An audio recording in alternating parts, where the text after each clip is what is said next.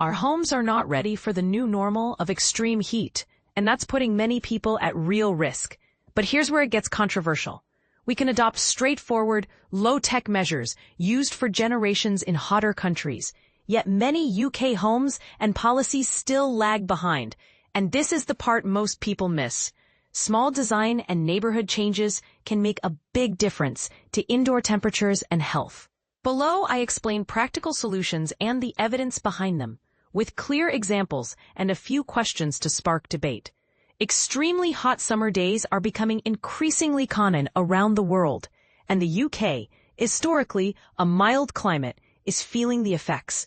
A large share of UK homes are vulnerable to overheating. About 1 in 3 properties is at risk. Research indicates that certain groups are especially likely to live in dangerously hot conditions: renters, families with young children, and people from ethnic minority backgrounds in England. This isn't just uncomfortable. Prolonged heat exposure can harm sleep, productivity, and health. So what realistic steps can be taken to keep homes cooler? End the urban heat island effect. Cities often suffer more during heat waves than suburban or rural areas. Why? Many urban environments are paved with dark materials such as asphalt, brick, and concrete that soak up sunlight during the day and then release that heat slowly after sunset. The result is scorching daytime temperatures and reduced overnight cooling, so the city never really cools down. That prolonged warmth makes both days and nights dangerous in extreme heat. Some cities have started experimenting with high solar reflective surfaces, paints, coatings, and paving materials designed to reflect rather than absorb sunlight.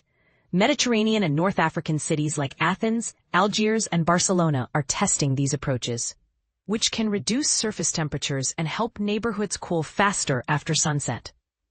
Reflective roofs and light-colored street surfaces are relatively simple interventions that reduce heat buildup and make evenings more comfortable.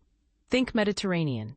Picture a sun-soaked Mediterranean flat, pale painted walls, a shaded balcony, and sturdy shutters. That image may feel far from a typical London flat, but many elements of Mediterranean design are effective at reducing indoor temperatures. Shutters and external blinds block direct sunlight from entering living spaces, creating shaded areas and preventing rooms from overheating. In the UK, people usually open windows to cool their homes. Government figures show almost 91% of households in England say they open windows to let cooler air in. But only about 11% of households use shutters, a proportion that rises to roughly 16% in London. Opening windows overnight can be very effective once the outdoor temperature drops. Around 70% of households in northern England report that they always do this, compared with 63% in London, where the built environment and urban heat island effect mean the air takes longer to cool. Beyond shutters and nighttime ventilation, reflective roof coatings and outdoor surfaces can lower the amount of heat transferred into buildings. Home design also matters. Layouts that encourage cross-ventilation and allow air to flow through rooms while windows are open will cool interiors faster. For apartments, features like operable vents, well-placed windows, and shaded balconies can make a substantial difference. Green up the local area. Green spaces and trees don't just look nice, they cool the places where we live. Street trees, parks, and vegetation can reduce local temperatures, especially in the evenings, by shading surfaces and promoting evapotranspiration, the cooling effect of plants releasing moisture.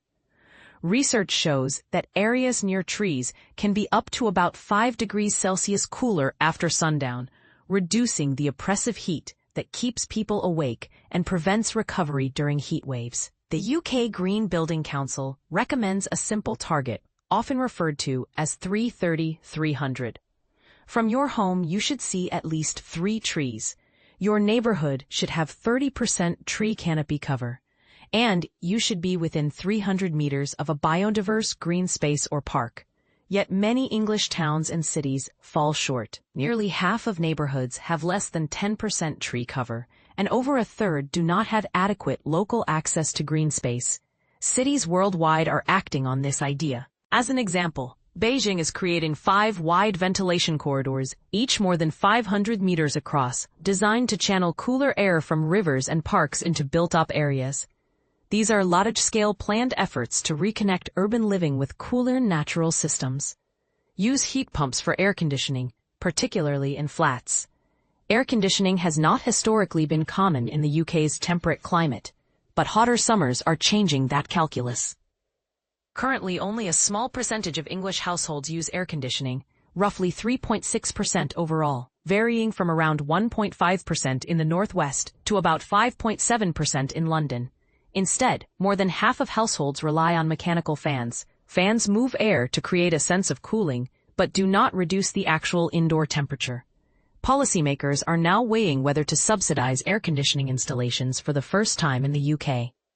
At the same time, government energy schemes that aim to replace fossil fuel heating are expanding to promote electric heat pumps, efficient appliances that can both heat and cool buildings.